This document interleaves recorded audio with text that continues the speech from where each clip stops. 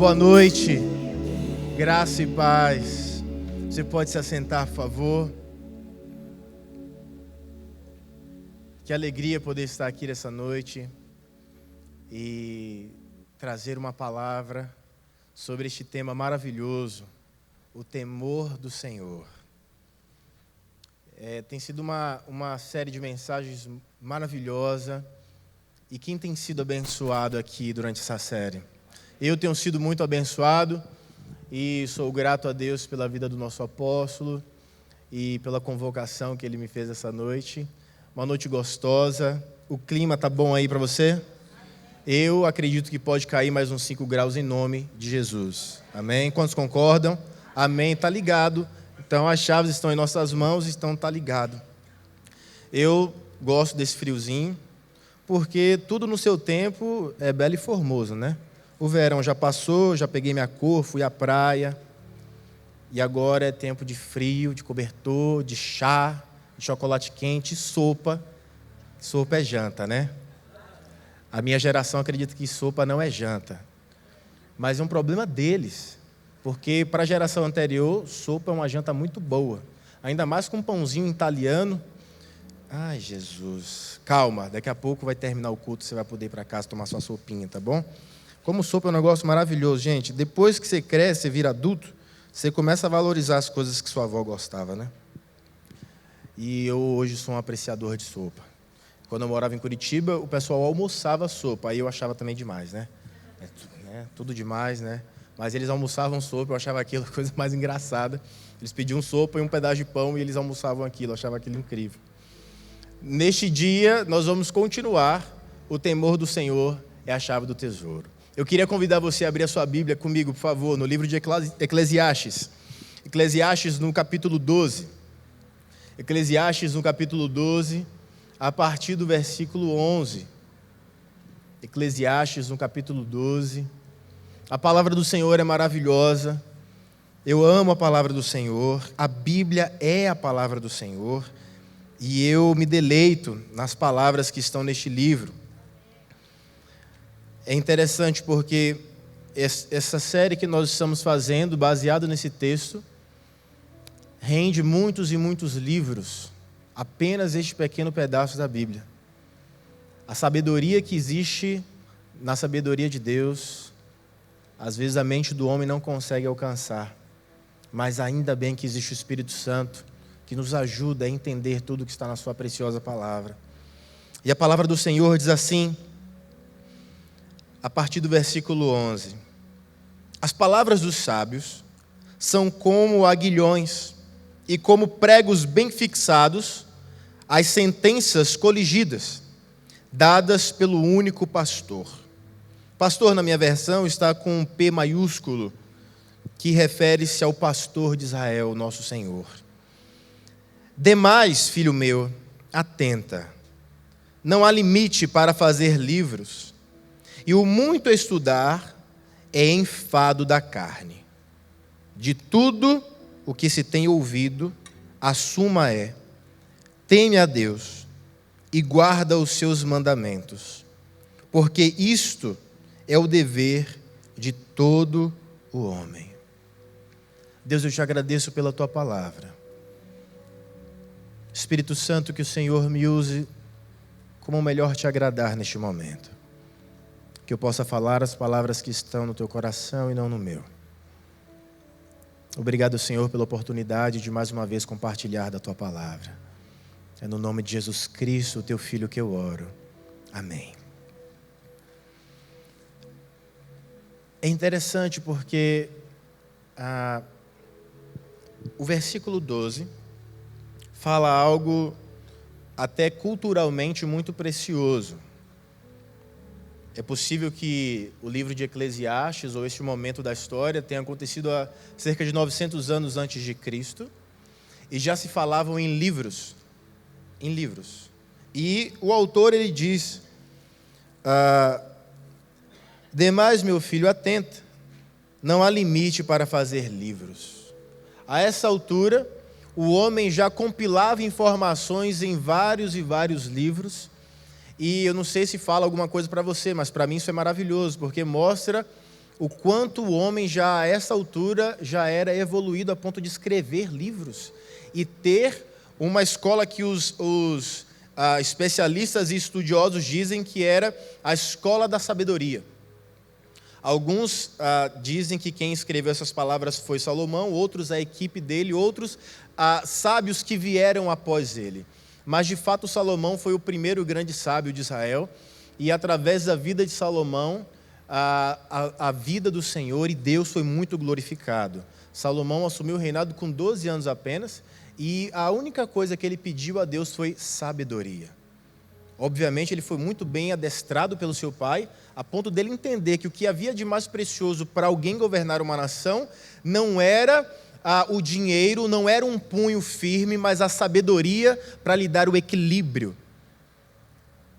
E no final de tudo, a sabedoria nos faz entender o que ele fala no versículo 13.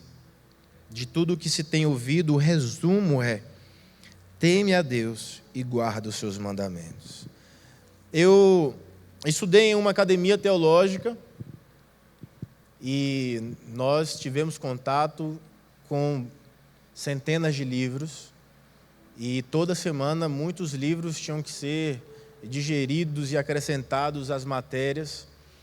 E quando eu estudava, eu achava alguns colegas meus muito inteligentes, e eu pensava, cara, como esses caras arrebentam, como eles são muito bons naquilo que eles fazem, como eles são muito mais inteligentes do que eu, meu Deus. O que será de mim, Jesus, como um pastor? Depois que você vai envelhecendo um pouco mais e ganhando um pouco mais de experiência na vida, você percebe que nem sempre a inteligência, ou melhor, que nunca a inteligência vai superar a sabedoria. Porque a inteligência todos nós podemos adquirir em alguma área, ou nascemos com alguma predisposição de inteligência para algo. Existem pessoas que conseguem fazer cálculos enormes de cabeça. Eu consigo fazer as quatro operações básicas da matemática, e se passar disso é procedência maligna isso na minha vida. Então eu preciso de uma calculadora para fazer isso. Eu não fico ocupando a minha mente com isso. Mas tem gente que, se você der uma grande soma, ele consegue fazer rapidamente. E quem trabalha no dia a dia com comércio, por exemplo, é muito bom de conta. Rapidinho ali vai fazendo e vai sendo treinado nisso. Mas a sabedoria é algo que vem de Deus. E o temor do Senhor é dado por Ele.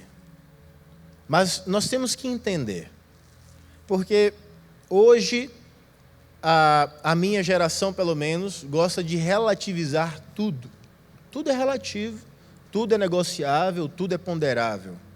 Ok, é possível que muita coisa seja desse jeito, mas a palavra do Senhor não. A palavra do Senhor não pode ser negociada de forma alguma, porque nela está e é a palavra do Senhor. O temor do Senhor surgiu na minha vida em um momento na qual eu pensava que surfava nas ondas da sabedoria, não sabendo eu que, na verdade, o que eu estava vivendo era uma grande de uma religiosidade. Existia em meu coração julgamentos contra as pessoas que não conseguiam viver aquilo que eu vivia e que eu considerava como sabedoria e como uma graça dada por Deus. Até o momento que eu entendi que o que era mais importante para mim e para o desenvolvimento da minha vida era o temor ao Senhor. E hoje na minha vida eu tenho muito mais temor do que religiosidade. Na verdade, religiosidade eu acho que eu nem tenho mais. E se fosse alguns anos atrás, talvez eu nem usasse a roupa que eu estou usando para pregar. Porque eu sou do tempo que não se podia entrar de bermuda no templo. Eu não sei se alguém já pegou esse tempo, mas não podia entrar de bermuda no templo porque era pecado. E hoje eu só não venho de bermuda porque eu já sou adulto. E também porque os campograndenses não usam bermuda nem camiseta regata. Eles têm uma coisa de sulista que eu não entendo. É um calor terrível, mas está todo mundo de calça jeans, de bota e de camisa longa. Não consigo entender. E aí você vai para Salvador, de onde eu vim, bermuda, chinelo, camiseta regata. Todo mundo vestido para a festa de gala desse jeito. Como a cultura é algo interessante, né? O nosso país é tão grande que tem essas coisas. Mas uma coisa que na Bahia fala bastante, eu não sei se falam aqui, é um ditado que diz assim: quem não deve... Vocês já ouviram esse ditado? Quem não deve, não teme. Mas eu queria que você fosse comigo para Colossenses, no capítulo 2, versículo 14, porque isso pode ser uma verdade em muitas situações da vida, realmente. Quem não deve, não teme. Mas nós que fomos alcançados pela graça de Deus, nós não vivemos exatamente isso nesse contexto no qual nós estamos estudando, que é o temor do Senhor. Em Colossenses, no capítulo 2, versículo 14, a palavra do Senhor diz assim: havendo riscado a cédula que era contra nós, nas suas ordenanças, a qual de alguma maneira nos era contrária, e a tirou do meio de nós, cravando-a na cruz. Nós não temos mais dívidas em nossas vidas, amém? A cédula de culpa que era contra as nossas vidas foi rasgada e cravada na cruz, como a palavra do Senhor fala. Nós não devemos, mas é a partir daí que nós começamos a temer. Porque nós não devemos nada, mas nós tememos ao Deus Todo-Poderoso. Existe temor em nossos corações, existe respeito pela presença de Deus em nossas vidas. Eu ouvi alguém dizendo certa vez que na vida do cristão não deve existir temor, porque o amor de Deus lança fora todo medo. Não é preciso muito tempo nem muitas horas para entender que o temor no qual a Bíblia nos ensina não é medo. Nós não temos medo de Deus, e eu vou falar sobre isso um pouco mais para frente. Mas eu quero que você entenda que a cédula de culpa que havia sobre a sua vida, que havia sobre a minha vida, ela foi rasgada em nome de Jesus. A partir desse momento começa a entrar então temor em nossos corações. Porque eu não sei se você se lembra, mas quando nós não éramos alcançados pela graça de Deus, você não tinha temor de fazer nada, a não ser algo talvez que fosse criminoso, que fosse contra a lei do nosso país. Mas algumas coisas que não eram crime, você fazia tranquilamente, sem ver nenhum problema naquilo, porque não existia temor no seu coração. Mas graças ao nosso bom Deus, o temor é disponível para todos aqueles que servem ao nosso Deus. O que nos faz cair são os desejos da carne. Mas o que nos mantém de pé é o temor a Deus que nós temos. Se você tem temor a Deus, você tem tudo para permanecer de pé, porque o temor que nós temos a Deus, ou por Deus, nos afasta de cometer pecados. Nos afasta de andar, como um grande autor diz, eu não me recordo o nome dele agora: quem anda por lugares escorregadios pode cair a qualquer momento. O temor do Senhor nos faz evitar de caminhar em lugares escorregadios, nos faz caminhar em um lugar firme, um lugar que é chamado uma rocha, e o nome dessa pessoa é Jesus Cristo de Nazaré. Se nós andarmos pela vontade da nossa carne, nós andaremos trôpegos, mas se nós andarmos no temor do Senhor, nós andaremos firmes na nossa caminhada. Porque o que estará debaixo dos nossos pés é o nosso Deus Todo-Poderoso, é o Senhor Jesus Cristo, é aquele que é a rocha, é aquele que é o caminho, é aquele que não nos deixa tropeçar e cair, porque nós estamos firmados nele. O medo pode gerar em nós receio do que pode nos acontecer. Eu não sei como que foi a sua adolescência, mas a minha adolescência foi muito bem vivida. E eu lembro que quando eu ia para o interior nas minhas férias, eu gostava de ir em rios, em lugares que tivessem pedras bem altas para eu pular lá de cima. E alguns amigos meus falavam assim: eu não vou pular. E eu já ficava preocupado com aquele menino não querendo pular, porque é obrigação de um menino pular, seja lá de que altura na água. E ele ficava: eu não vou pular. Mas por que você não vai pular? Porque eu tenho medo, e se eu me machucar? Eu pensava: gente, menino não se machuca, menino só se diverte. Eu pulava, eu não estava nem aí. Primeiro eu pulava em pé, depois eu pulava de ponta cabeça. Eu não tinha medo. Eu não sei se você tinha medo na sua vida, mas eu não tinha. O que eu mais gostava de fazer era ir para casa dos meus avós, pegar a capanga que a minha avó costurava para mim, o estilingue que meu avô me dava de presente, e passar o dia inteiro caçando. Sozinho, eu ia sozinho. Hoje que eu estou crescendo, eu falo assim: gente, eu acho que não tinha juízo. Porque dava tipo meio-dia, eu olhava assim: rapaz, que fome, deve ser meio-dia, eu vou voltar para casa. Eu voltava, almoçava, tomava um banho e minha avó falava, espera um pouco o sol baixar. Eu não sei se sua avó falava isso para você. Eu esperava o sol baixar e voltava para minhas caçadas. E eu não tinha medo. E eu vi que os meninos outros da própria cidade do interior falavam assim, cara, você é doido. Como que você anda no meio desse mato sozinho? Eu não sei, não tenho medo. Mas o temor do Senhor, quando nós não temos medo de nos machucarmos ou de algo nos acontecer, mas nós temos receio do que possa acontecer com os relacionamentos que nós temos. E o relacionamento principal que eu tenho é com Jesus Cristo. E o temor que eu tenho me faz muito preocupado com aquilo que pode acontecer com o relacionamento que eu tenho com meu Senhor. Então isso evita em mim que eu tenha atitudes que possa acabar com este relacionamento que eu julgo e realmente é tão precioso. O temor nos aproxima de Deus. O temor nos aproxima de Deus. E quando nos aproximamos de Deus, recebemos os seus tesouros. Eu sei que cada um tem uma história de conversão. Eu me converti com 7 anos de idade, enquanto meu próprio pai pregava. Me batizei com 15 anos, porque eu só entendi o que era batismo depois de muitos anos na minha vida. Minha irmã se batizou com 9, mas eu fiquei, gente, o que é esse negócio de batismo? Eu não entendo ainda. Eu ficava lendo a Bíblia e tal.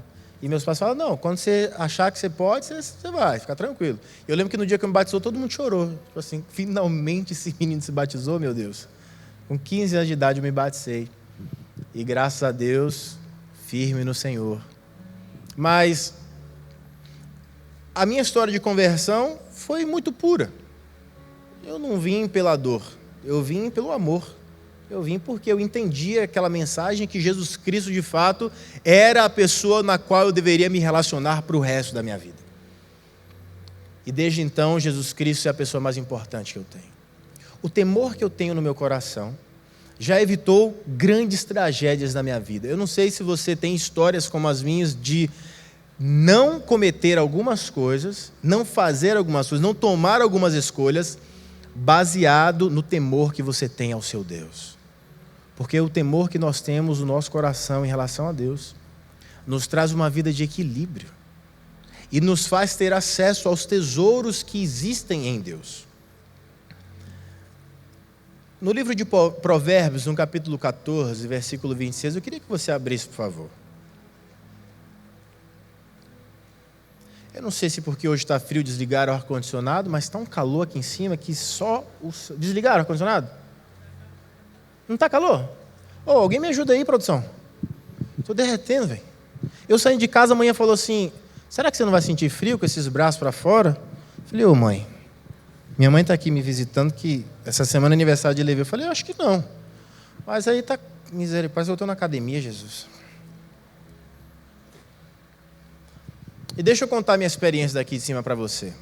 É muito esquisito ficar olhando para a sua cara, porque eu só vejo metade da sua cara com essa máscara. Eu não sei se você está me odiando, eu não sei se você está gostando, eu não sei se você, não está aqui, porque eu só vejo seu olho assim, ó, parado, estático.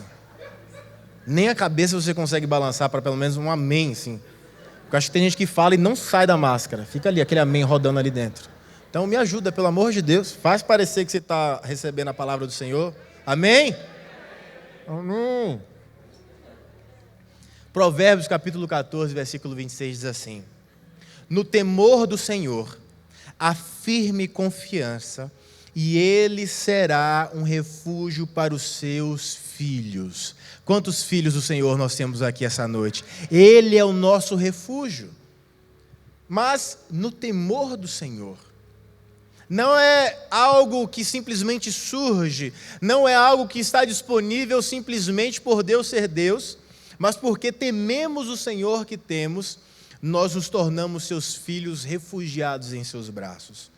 Um cristão não teme a Deus, um cristão que não teme a Deus, ele não desenvolve sabedoria.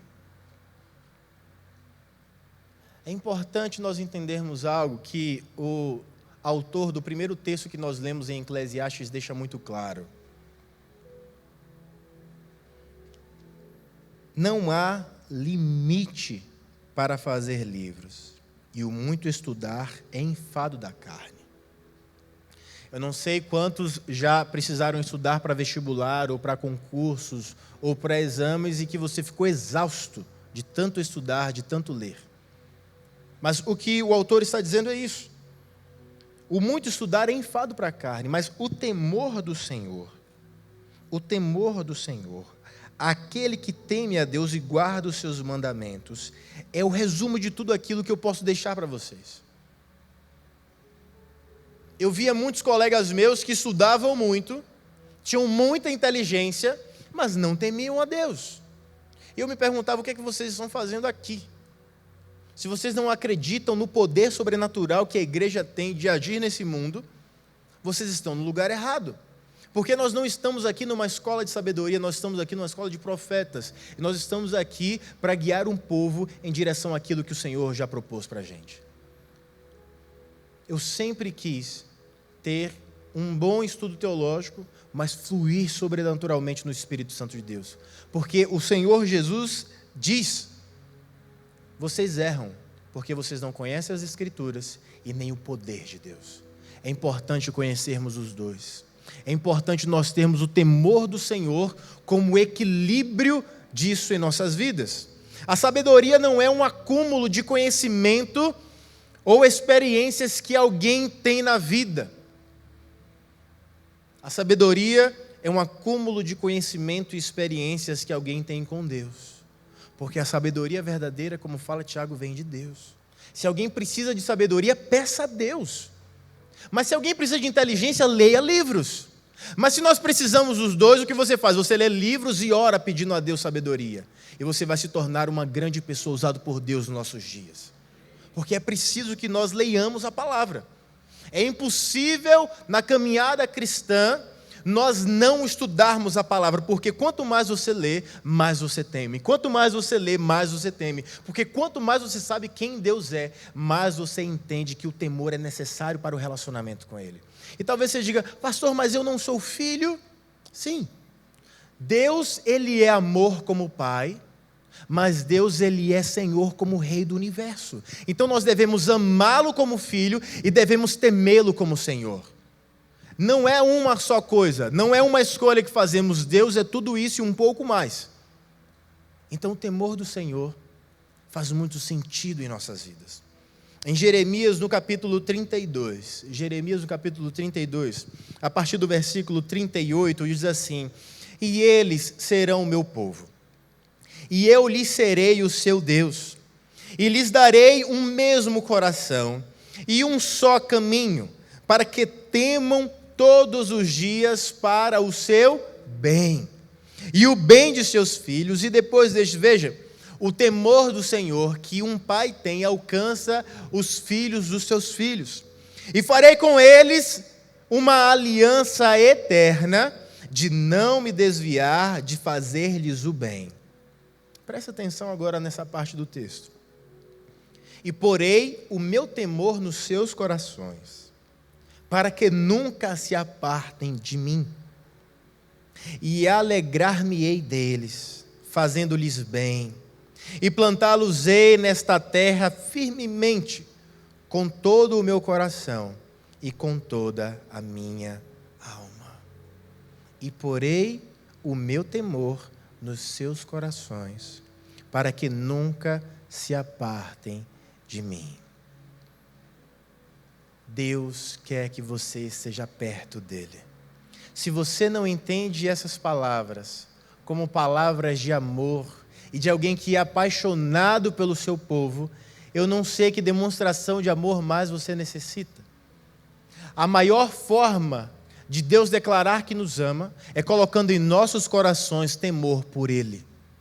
Entenda, não é medo, é um temor que nos traz segurança. É como o nosso apóstolo falou, o temor é como um guarda-reio. Eu lembro que uma vez nós estávamos saindo de São José dos Campos, eu, painho, maninha e uma irmã da nossa igreja lá em Curitiba, e nós estávamos na estrada de São Paulo para Curitiba, estávamos de carro, e de repente estávamos descendo uma ladeira para subir uma outra, e no meio tinha uma curva.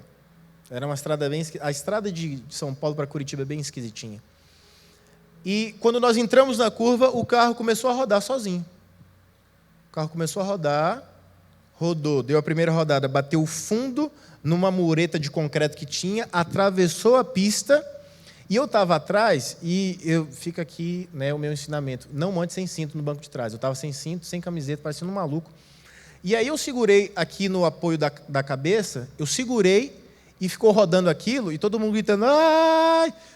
E veio bater no grade rail. Quando eu vi as árvores lá embaixo, porque era um matagal que tinha. Eu falei, agora eu vou morrer. Agora já era.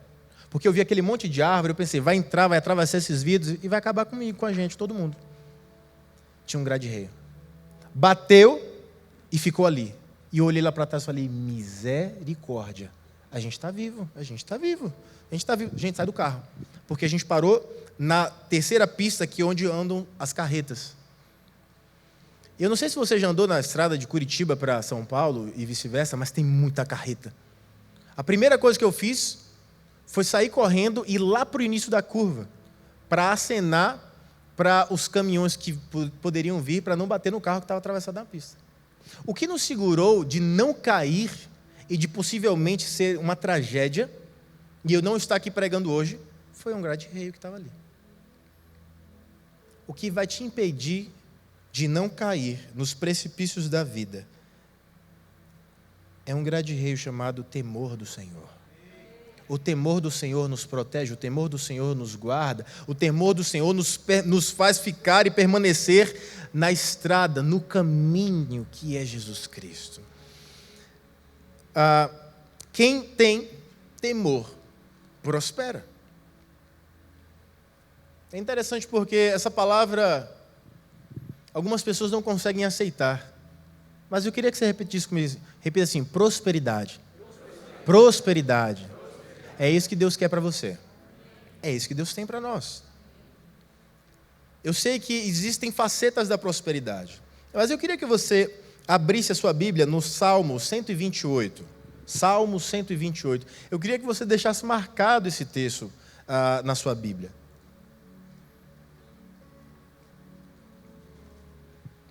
Salmo 128.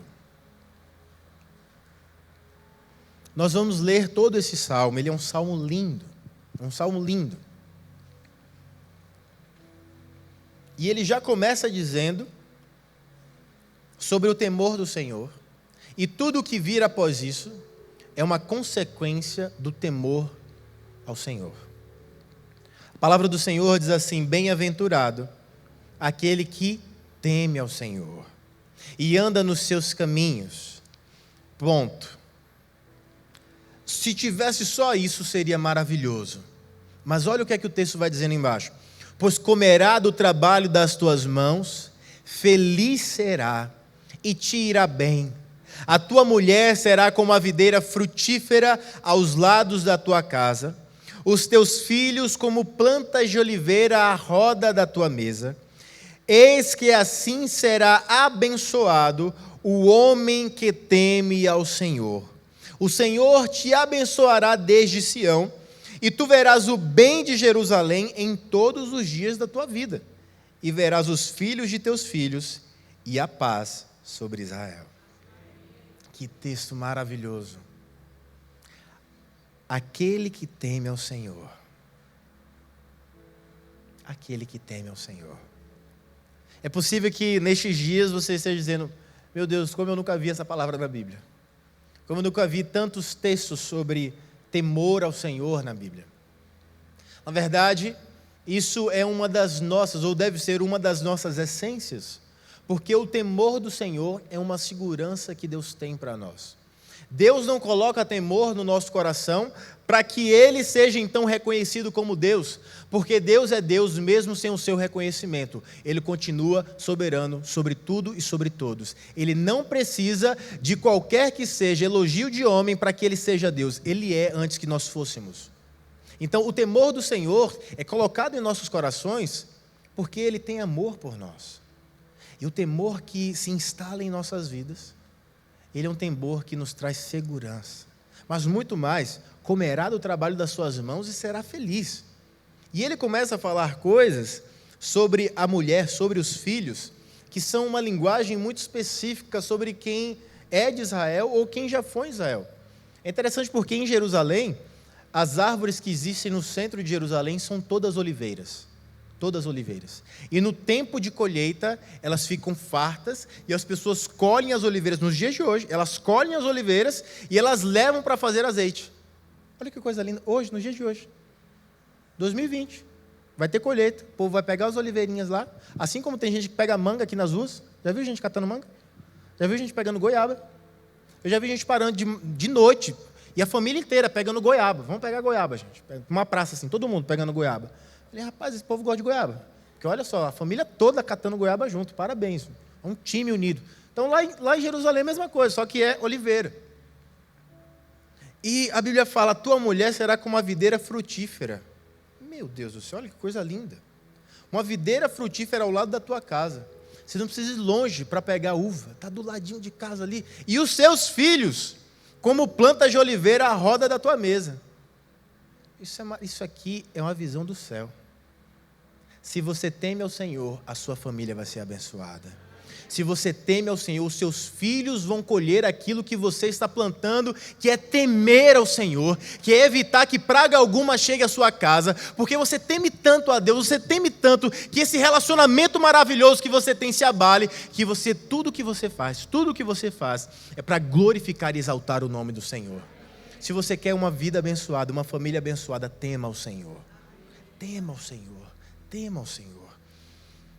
Na Bíblia, nós temos um texto, em 1 Timóteo, no capítulo 6, versículo 10, que diz assim, porque o amor ao dinheiro é a raiz de toda espécie de males. Porque o amor ao dinheiro é a raiz de toda espécie de males. Tem muita gente que diz, o dinheiro é a raiz de todos os... Não. Quem colocou isso no seu coração foi Satanás. Porque a última coisa que Satanás quer é ver um crente prosperando. Sabe por quê? Porque o diabo ele não é próspero em nada. Ele já é um derrotado. E o lago de fogo no inferno já está prontinho para ele passar lá a eternidade torrando. A última coisa que ele quer ver é um crente prosperando. Aí ele coloca no seu coração, olha, dinheiro é a raiz de todos os males. Não é. É o amor ao dinheiro. O amor ao dinheiro. Quando você coloca o dinheiro acima de qualquer coisa na sua vida, e principalmente de Deus, aí o texto continua dizendo, e nessa cobiça, alguns se desviaram da fé, e se traspassaram a si mesmo com muitas dores. O amor ao dinheiro traz dor, traz ruína, mas o dinheiro que vem de Deus, a bênção que vem dos céus nos traz alegria, nos traz bênção, nos traz regozijo. A prosperidade para o cristão não é como um bilhete premiado, não é como ganhar na loteria. A prosperidade para o cristão é como uma cédula rasgada, que nós lemos lá no início da mensagem. A cédula de culpa foi rasgada, não existe mais dívida da sua vida para com ninguém. Foi cravada na cruz do Calvário e não existe mais dívida. Agora, eu sou péssimo em matemática, você é melhor do que eu. Se você não tem dívida e você só trabalha e vai lucrando e vai ganhando dinheiro, o que é que você só tem? Lucro. Você só tem dinheiro, você só tem recurso. A vida do cristão que teme ao Senhor e vive de acordo com os seus princípios, não tem mais dívida. Tudo que ele tem é prosperidade. Tudo que ele tem é lucro. Eu não sei se você consegue entender, porque eu não consigo, mas a matemática de Deus é uma loucura para mim. Ele nos tira da escuridão, nos coloca em lugares altos, e tudo aquilo que nós fizermos, como nós lemos agora no Salmo 128, comerá do trabalho das suas mãos, feliz será e te irá bem. Gente, isso é maravilhoso. Isso é maravilhoso. Porque nestes dias nos quais nós estamos vivendo, tudo que as mídias querem fazer e falar para você é o oposto do que a Bíblia está te falando agora. Porque mesmo que você trabalhe, a recuperação vai ser daqui a não sei quantos anos. Pode ser assim, ó. Porque no estralar de dedos de Deus, tudo pode mudar em nossas vidas e em nossa nação. E nós temos orado para que a mão de Deus continue repousando sobre o nosso país. Sobre o nosso estado, já é o estado que tem o maior milagre para ser contado em toda a nação. Eu sinto muitíssimo, por todas as perdas que nós temos tido no nosso país. Mas também dou graças a Deus, porque o nosso estado tem o menor índice de fatalidade neste momento que nós estamos vivendo. De fato, é a mão de Deus. De fato, é a mão de Deus. E deixa eu te ensinar algo. Talvez dentro da sua mente você diga: pastor, foi porque nós ficamos em casa, foi porque isso, porque o governador aquilo, o prefeito aquilo. E você acha que Deus não tem poder o suficiente para usar homens para que o nome dele seja glorificado? Deus usa quem Ele quer, quando Ele quer, para que o nome dele continue soberano sobre todos. Amém? Salmo 111, versículo 10 diz: o temor do Senhor é o princípio da sabedoria. Bom entendimento tem todos os que cumprem os seus mandamentos. O seu louvor permanece para sempre. O temor a Deus é um princípio de prosperidade. Quem teme a Deus prospera. Quem teme a Deus prospera. Porque a pessoa que tem temor, ela tem equilíbrio. Quem tem equilíbrio não é gastador. Quem tem equilíbrio não quer esbanjar. Quem tem equilíbrio não quer mostrar o que tem, quer viver com o que pode. Quem tem equilíbrio quer glorificar o nome de Deus e não o próprio nome. Quem tem um temor do Senhor tem a prosperidade como alvo principal na sua vida. Não tem como você escapar. Você se torna um alvo. Um alvo. Você se torna um alvo da prosperidade de Deus quando o temor do Senhor está na sua vida. A prosperidade não é uma conta bancária cheia. Assim como uma vida piedosa não é uma conta bancária no negativo. Existe um equilíbrio, deve existir um equilíbrio em nossas vidas, e o temor do Senhor nos proporciona isso. O temor é o equilíbrio que nós precisamos para que a nossa vida entre em equilíbrio naquilo que Deus tem para nossas vidas. Eu queria concluir lendo Provérbios, no capítulo 22, a banda pode vir, por favor.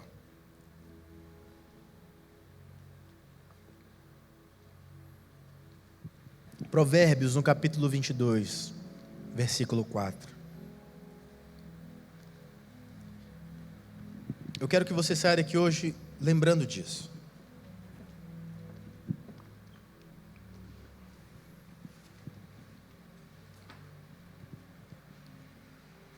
Existem princípios,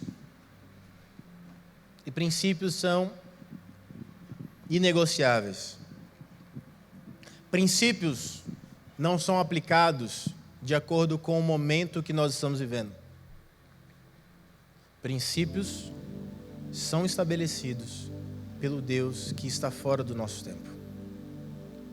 Os princípios que nós vivemos são para nos abençoar e nunca para que nós tenhamos algum tipo de vergonha, algum tipo de timidez, algum tipo de nada. Não, muito pelo contrário. Cumprir princípios nos coloca em lugares elevados. A palavra do Senhor diz em Provérbios capítulo 22, versículo 4: o galardão da humildade, ou seja, o prêmio da humildade e o temor do Senhor, são riquezas, honra e vida. O galardão da humildade e o temor do Senhor são riquezas. O que é riqueza para você? Porque cada um de nós entende riqueza como algo. O que é riqueza para você? O que é honra? E o que é aproveitar a vida que Deus tem para você? Porque quando eu vejo isso de trás para frente, vida, honra e riqueza, é exatamente isso que aconteceu comigo e com você. Deus nos deu vida, para que através dessa vida que Ele nos deu, de graça, nós pudéssemos ter o que talvez nunca tivemos na vida, honra. E para compartilhar aquilo que talvez imaginamos que nunca teríamos, riquezas. O que Deus tem para aqueles que temem a Ele é muito mais do que aquilo que nós conseguimos imaginar. Porque os pensamentos de Deus são maiores do que os nossos. Estão acima do que conseguimos planejar para nós mesmos. O que o Senhor tem para nós é que o seu temor dentro de nós fará de nós homens e mulheres prósperos para a sua glória.